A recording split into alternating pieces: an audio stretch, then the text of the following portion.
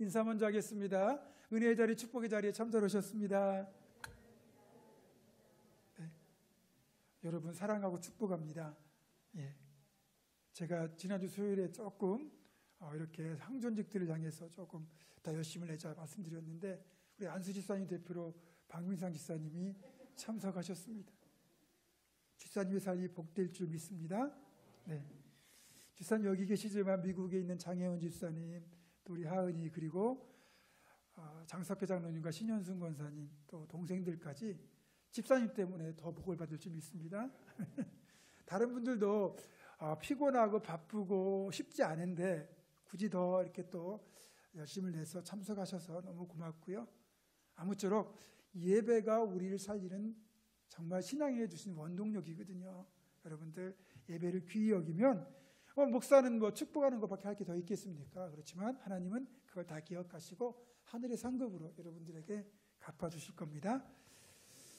고난주가 이제 특별 새벽 기도를 못하다 보니까 고난주간에 예수님이 어떤 행적을 보이셨는지를 다시 한번 점검해 볼 그런 기회가 없었고요. 이제 주님이 예루살렘에 들어오신 뒤에 행하셨던 가장 큰 일 중에 하나가 지난 주일에 살펴보았던 성전 정결 사건, 그것과 그리고 유월절 만찬과 이 세족식이 아무래도 이 십자가에 달리시기 전 주님이 어쩌면 마지막으로 보여주셨던 가장 주님의 속마음을 담은 그런 행동이 아니었을까, 이런 생각을 합니다. 그래서 어쨌든 우리가 이 심령이 그렇죠, 그리스도의 성전이잖아요. 그래서 우리 성전을 정결케 하지 않으면 하나님이 그 사람을 멸하시겠다고 분명히 고린도서에서 말씀하셨거든요. 그런데 우리 성전을 늘 정결하도록 우리가 그렇게 노력하고 유지하는 것이 주님의 임재를 경험할 수 있는 비결이고요. 그 다음 이제 오늘은 이제 주님의 섬김의 본을 살펴보려고 합니다. 이제 이 세족식이 있었던 날은 이제 이 고난주간 한 주간으로 보면 내일 밤 목요일 저녁에 있었던 일입니다. 그리고 세족식이 끝나고, 그러니까 최후의 만찬이 끝나고 겟세마네 동산으로 기도하러 가셨다가 거기에서 대제사장 일당이 보낸 군사들과 무리들에 의해서 예수님이 붙잡혀서 끌려가시고 그날 밤에 대제사장인 가야바의 집에서 신문을 받으시고, 그리고 그 이튿날 아침에 이제 빌라도의 법정에 갔다가 결국 사형 언도를 받고 십자가에 오전 9시에 못 박히셔서 6시간 동안 십자가에 달려 계시다가 오후 3시에, 그러니까 금요일 날 오후 3시에 숨을 거두시게 됩니다. 이게 이제 급박하게 이루어지지만 성경은 복음서 가운데 거의 절반 이상의 분량을 이 고난주간 한 주간의 행적에 맞추고 있거든요.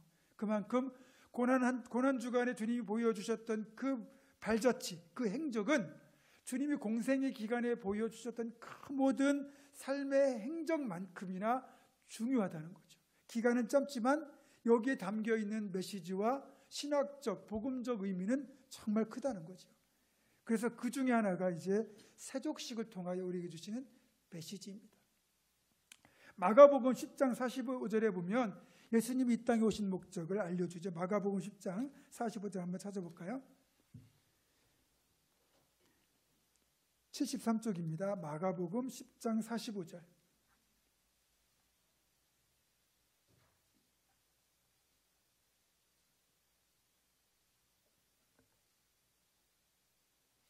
찾으셨으면 같이 읽습니다. 마가복음 10장 45절 시작. 인자가 온 것은 섬김을 받으려 함이 아니라 도리어 섬기려 하고 자기 목숨을 많은 사람의 대속물로 주려 함이니라. 아멘. 자, 이 말씀을 하시게 된 이유는 그 앞에 있는 사건을 봐야 돼요. 이제 예수님이 마지막 공생의 마지막 그 발걸음으로 이제 예루살렘을 향하여 가시는 거예요. 이제 얼마 안 있으면 예루살렘 입성이 이제 가까워지거든요. 그러니까 제자들 사이에 기대가 있는 겁니다. 지금 예수님이 누리고 있는 인기, 그러니까 대중들의 주님을 향한 열망들, 그리고 평소의 반응, 그리고 예수님이 보여주셨던 그분의 기적을 행하는 능력까지, 사람들을 끌어들이는 그런 친화력까지 모든 걸 종합해 볼 때 이번에 예수님이 예루살렘에 올라가시면 분명히 이제 사람들의 지지를 규합해 가지고 예수님이 왕이 되실 것이다. 그런 기대가 제자들한테 있는 거예요. 그러면 그 다음에 떠오르는 생각이 뭐겠습니까? 우리는 3년 동안 주님과 동고동락했는데, 그러면 주님이 왕이 되시면 우리들 중에서 주님께서 쉽게 말하면 장관도 시키고 총리도 시킬 거 아닌가라는 생각을 하게 되는 거죠. 그러면 어차피 누군가는 그렇게 주님의 나라에서 한 자리를 맡는다면 그 중에서 더 좋은 자리를 내가 맡으면 좋겠다. 이 생각을 하는 건 지극히 당연한 거예요. 인지상정이에요. 근데 그 중에서도 아주 이 머리 회전이 빠르고 재빨랐던 이 야고보와 요한 두 형제가 있었습니다. 아버지가 세베다라는 사람이에요. 그래서 세베대의 아들 야고보와 요한 이렇게 나오는데, 이 두 형제가 복음서를 종합해 보면 자기 어머니까지 데려다가 예수님께 로비를 해요. 당신의 나라에 임하실 때, 당신이 왕이 되신다면 하나는 주의 우편에 하나는 주의 좌편에 세워주십시오. 우리로 말하면 영의정, 좌의정, 우의정, 그런 최고의 요직에 두 아들을 앉혀달라고 그렇게 부탁을 한 거죠. 근데 그게 은밀한 곳에서 이루어진 게 아니라 이렇게 예루살렘을 향하여 가시던 길에서 이 대화가 이루어졌으니 나머지 10 제자가 그걸 듣지 않았겠습니까? 그리고 분노합니다. 고생은 지들만 했나? 우리도 같이 했지. 뭐 예를 들어서 베드로 같으면 그래도 내가 나이도 더 많고 내가 명색이 수제자인데 나를 제껴놓고 지들이 먼저 그렇게 자리를 차지하려고 해? 이런 나름대로의 다 그런 서운하고 괘씸한 생각들이 떠오르면서 누가 더 크냐, 누가 더 공로가 많으냐 라는 걸 가지고 언쟁을 하는 거예요. 그러니까 그걸 보시니까 주님이 마음이 어땠겠어요? 주님이 세우시려는 나라는 이 땅의 나라가 아니라 하늘의 나라잖아요. 이 땅에서 왕이 되는 게 아니라 사실은 그런 영적인 의미가 있는 것이고, 제자들은 사실 성령이 임재를 경험한 뒤에는 모두가 순교의 길을 갈 건데, 이 세상 요직과는 거리가 먼 길을 갈 건데 그것도 모르고 서로 크다고 서로 높은 자리 차지하겠다고 그렇게 다투는 걸 보니 주님의 마음이 어떻겠어요? 한심하기도 하고 안쓰럽기도 하고, 그리고 내가 3년을 그렇게 가르쳤는데 아직도 그걸 깨닫지 못하는지 답답하시기도 했을 거예요. 그래서 주님이 뭐 크고자 하는 자는 뭐 낮은 자가 되어야 되고 또 섬기는 자가 되어야 되고 자기를 낮추는 자가 하늘나라에 높아진다, 그 말씀하시면서 야, 너희들이 진짜 나를 주님이라고 생각한다면 내가 온 목적이 뭔지를 한번 잘 봐라. 내가 온 건 섬김을 받으려 온 것이 아니다. 도리어 섬기려 하고 심지어는 내 목숨을 많은 사람을 위하여 대속물로 주려 함이니라. 그렇게 말씀을 하신 거예요. 그러면 조금이라도 생각이 있고 깨달음이 있는 제자들이라면 자신들의 잘못을 뉘우치고 주님, 저희가 그만 욕심을 부렸습니다. 잘못 생각했습니다. 죄송합니다. 반성하고 돌이켜야 되는데 주님의 말씀을 못 알아들어요. 때가 안 됐으니까 그렇겠죠. 그렇게 이제 예루살렘 성에 입성을 하셨고, 제자들은 주님이 예루살렘 성에 입성하실 때 수많은 무리가 종려나무 가지를 꺾어들고 환호하면서 호산나 다윗의 자손이여 왕으로 오시는 이여 그러면서 막 예수님을 진짜 왕으로 추대할 것 같은 그 놀라운 움직임을 보았잖아요. 그러니까 이 고난주간 4일째가 되고 어찌보면 주님과 함께 있을 마지막 그 시간, 그 자리에서 제자들은 여전히 머릿속에 무슨 생각을 하고 있는 거예요? 높은 자리 차지할 생각만 하고 있는 거죠.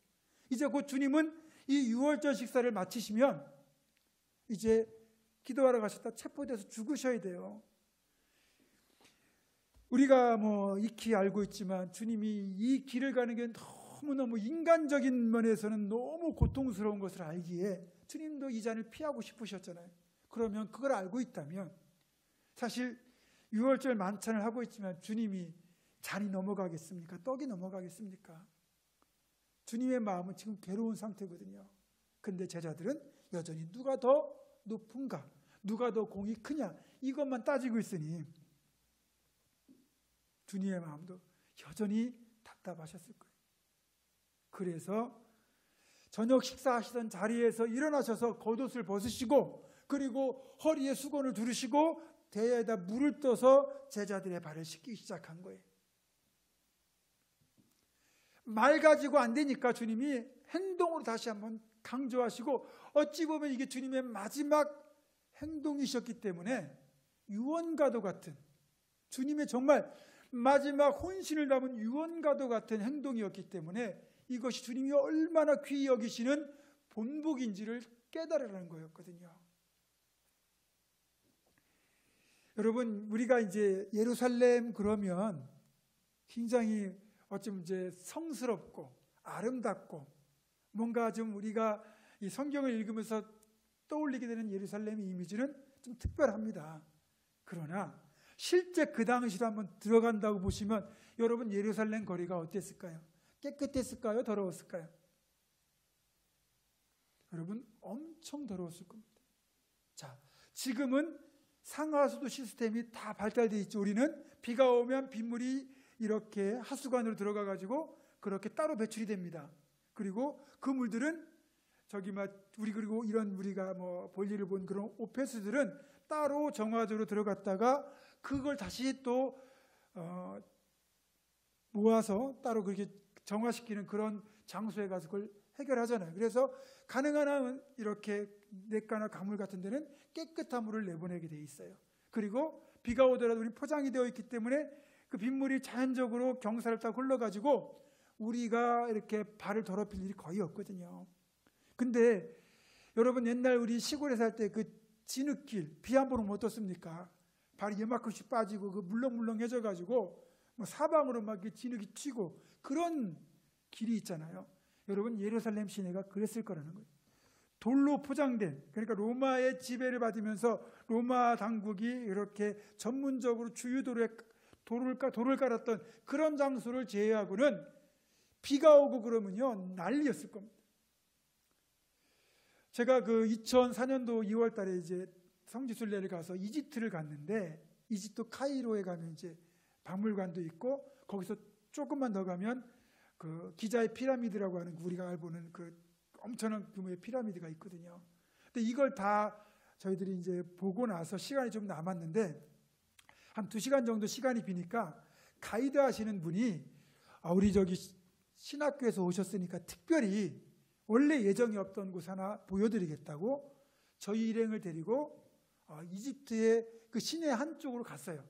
시내에서 한참 나가니까 변두리가 있는데 거기가 어디냐면 이집트의 그 곱틱이라고 하는, 그러니까 이집트 전통 기독교가 있어요.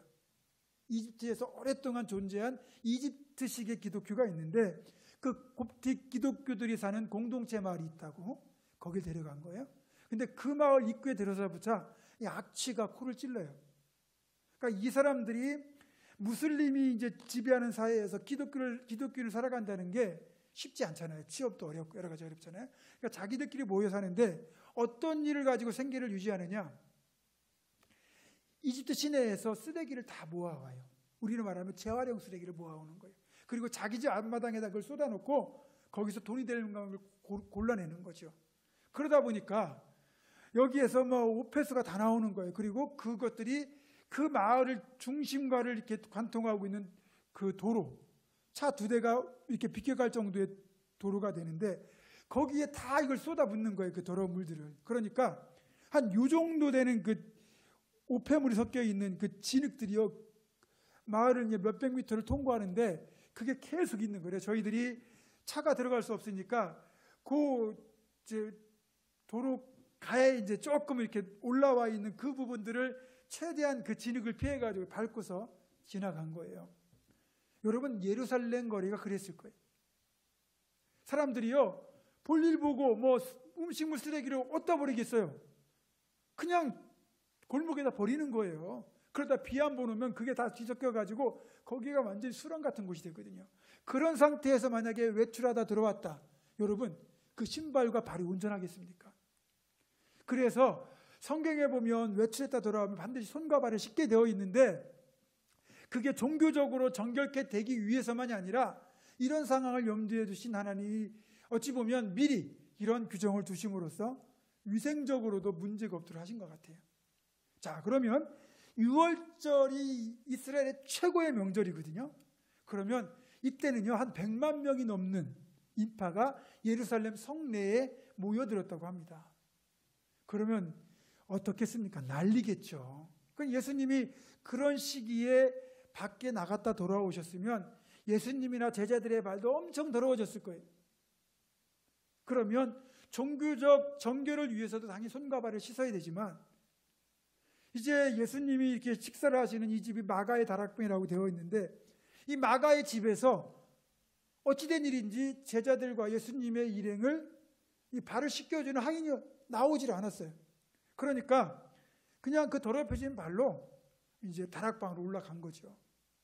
그러면 누군가는 그래도 예수님을 포함하여 제자들의 발을 씻겨줘야 되는데 이게 보통 발을 씻겨주는 일은 하인들 중에서 가장 그 지위가 낮은 하인 중에 하인이 이 일을 맡아서 하는 거예요. 그 하인이 없으면 주인이라도 그 집 주인이라도 손님의 발을 씻겨주는 게 도리거든요. 그러니까 방만 빌려줬을 뿐이지 뭐 예수님을 손님으로 대접하지는 않았던 것 같아요. 자, 그러면 예수님과 12제자가 있잖아요. 13명이잖아요. 그러면 예수님은 당연히 스승이시고 주님이시니까 그러면 12제자 중에 누구라도 좀 나서서 물 떠다가 주님의 발도 씻겨드리고 다른 제자들의 발을 씻겨주면 좋겠건만 왜 그런 일이 안 생겼을까요? 지금 내가 발을 씻겨주면 앞에서 말한 길거리부터 시작해서 이곳에서 지금 제자들 머릿속에 있는 그 누가 더 높으냐는 그 논쟁이 있잖아요. 제자 중에서 누군가라도 대야 물을 떠다가 발을 씻기는 순간 나는 제일 낮은 사람이다 하고 인정하는 거예요. 시인하는 거예요. 그러니까 누군가는 씻겨줘야 되는데 아무도 나서지 않는 거죠. 내가 발을 씻겨주면 내 스스로 내가 낮아진다는 그걸 견디지 못하는 거죠. 그러니까 제자들을 그런 제자들을 주님이 보시면서 얼마나 마음이 답답하셨겠어요. 그러니까 주님이 식사하시던 자리에서 갑자기 벌떡 일어나시더니 그렇게 겉옷 벗고 허리에 수건을 두르시고 그리고 물을 떠다가 제자들의 발을 씻기 시작한 거죠. 제자들이 깜짝 놀라죠. 특별히 수제자인 베드로는 난리가 났죠. 그렇지만 주님은 이 세족식 발을 씻기는 섬김을 하시는 이유를 분명히 말씀하셨어요. 다시 볼까요, 오늘?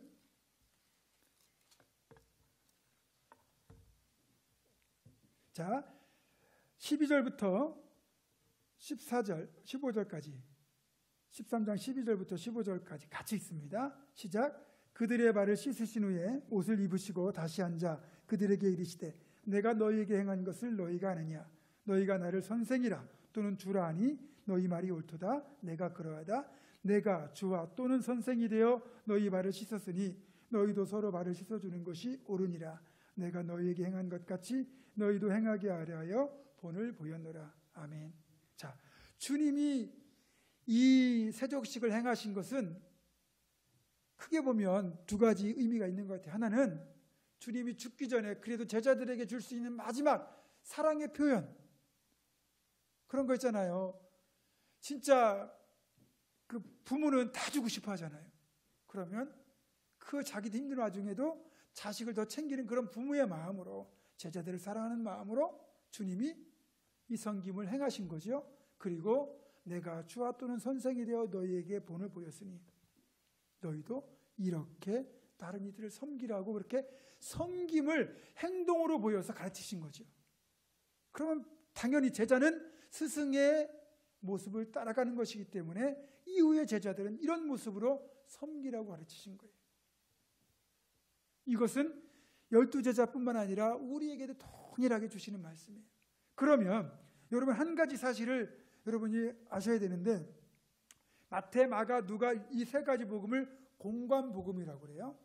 그러니까 공통된 관점을 가지고 있고 기록 시기도 비슷해요. 근데 요한복음은 조금은 이것과는 다른 서술 방식 그리고 좀 영적인 면에서 이렇게 기록 방식이 되어 있고 그리고 기록 시기 자체도 이런 다른 복음서보다 30-40년 더 뒤에 된 거예요. 근데 마태, 마가, 누가, 누가복음 이 세 복음에는 이 세족식 기사가 없어요. 주님이 최후의 만찬에서 성찬식을 행한 내용은 다 들어있는데 그 성찬식을 행한 뒤에 그렇게 세족식을 행하신 기사는 요한복음에만 있어요. 그러면 앞서 기록된 세 복음서에는 없는 내용이 뒤에 기록된 요한복음에만 왜 기록되었을까? 그 배경을 우리가 이해할 수 있어야 되거든요. 그 이유는 그겁니다. 새 복음서가 기록될 때만 해도 교회가 막 부흥하던 태동기예요. 교회가 자리를 잡아가던 시기예요. 교회가 은혜롭게 성장하던 시기예요. 그러다가 이제 요한복음이 기록된 시기가 주 100년경인데 이때는 예루살렘을 포함하여 이 소아시아 그리고 이 유럽 아래쪽 이 지역까지 그 지역마다 교회들이 세워지고 나름대로 교회들이 그렇게 든든하게 서가던 시기입니다. 이제는 조직도 갖춰졌고 그러다 보니까 교회 안에 이제 질서와 제도가 생긴 거죠. 오늘 말하면 담임 목사가 있고 장로님이 계시고 안수집사, 권사 이런 직분 제도가 생기고 교회 안에 영적으로 누가 더 권위가 있느냐 이런 것들이 이제 막 확립되던 시기거든요. 그러다 보니까 일종의 이것들을 잘못 이해한 이제 성도들 가운데 이것이 마치 세상의 지위인 것처럼 착각하는 경우가 있었다는 거예요. 내가 목사인데 나이가 어려도 내가 목사인데 당연히 당신들은 내 밑이지 라고 그렇게 거들먹거릴 수 있는 분들도 계셨을 거고 또 직분에 따라서 이것이 서열이라고 착각하는 분들도 계셨을 거고 그런 좋지 않은 모습들이 교회 안에 부작용으로 나타나기 시작했어요.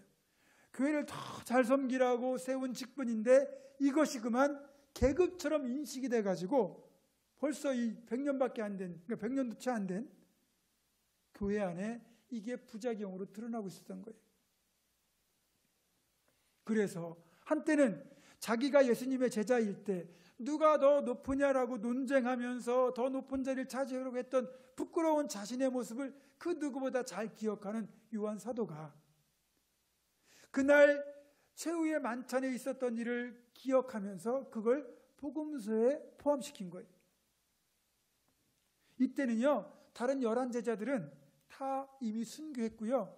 요한 사도만 그때까지 생존해 계셨거든요. 그러면서 이제는 뭐 예수님의 어떤 행적을 기억할 수 있는 목격자는 실제 그 예수님의 직계 제자는 요한 사도밖에 없잖아요.